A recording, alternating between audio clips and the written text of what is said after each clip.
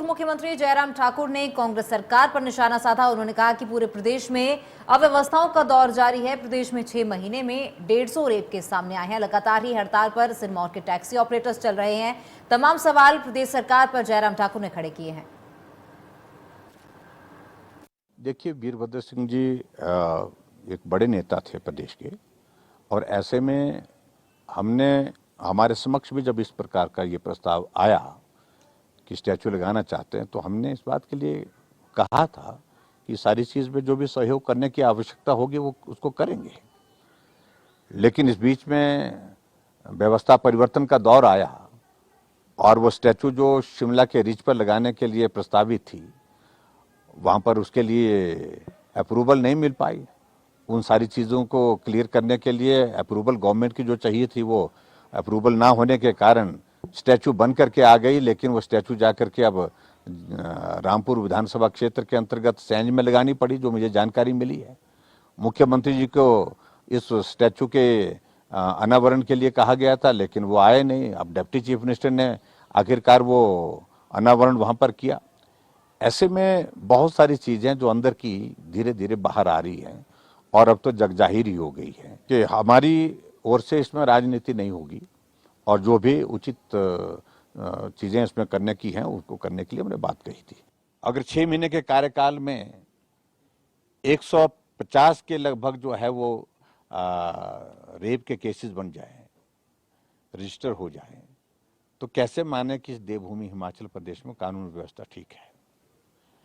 और किडनैपिंग के मामले जो हिमाचल में बहुत कम होते थे, और वो आंकड़ा भी 183 के लगभग जो है हिमाचल प्रदेश में रिपोर्ट हुआ है।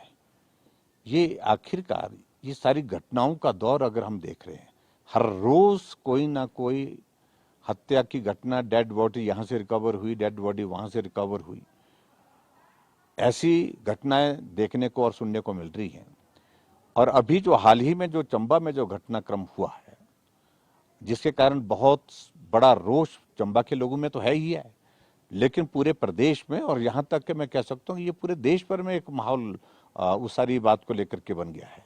लोगों के साथ इतनी बड़ी घटना होने के बावजूद, और उसके बाद घटना शिमला में होती है टैक्सी ऑपरेटर्स की, आपस में सिर माथे फूट जाते हैं, इस तरह की लड़ाई होती है, और मंत्री क्षेत्रवाद के आधार पर बात कहने के लिए खड़े होकर के पुलिस की उपस्थिति में वहां पर भाषण दे रहे हैं।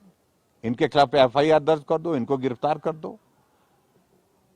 और मेरा तो कहना है कि ऐसे मंत्री के खिलाफ तो मुख्यमंत्री को तुरंत कार्रवाई करनी चाहिए और उनको मंत्रिमंडल से ड्रॉप करना चाहिए, जो हिमाचल जैसे इस शांति प्रिय प्रदेश में क्षेत्रवाद की आग को लगा रहे हैं। और ये सारी घटना सामान्य घटना नहीं है। और पिछले कल आपने देखा होगा कि शिमला में एक भी टैक्सी ऑपरेटर ने काम नहीं किया, और जबकि शिमला में और पूरे हिमाचल प्रदेश में इस वक्त टूरिज्म का हमारा सीजन जो है वो पीक पर है। कितने लोगों को कठिनाई का सामना करना पड़ा। और ऐसी घटनाएं घटित होते होते अब आज हम देख रहे हैं कि आज हमको कि डीजीपी छुट्टी पर गए हैं निजी कारणों से, लेकिन उसके बाद आज सुना है कि भाई आज इतने दिनों के बाद, 10 दिनों के बाद डीजीपी का चार्ज किसी को दिया गया। इससे पहले कभी दिया नहीं गया था। तो ऐसे में सारी चीजें जो जिस प्रकार से हिमाचल प्रदेश में हो रही हैं, हर तरह से, चाहे वो लैंड माफिया है, चाहे वो भ्रष्टाचार की सारी सीमाएं आपको तौरों में कि ऐसी ऐसी घटनाएं ध्यान में आ रही है कि पूरा इंडस्ट्री पलायन करने के लिए विवश हो रही है।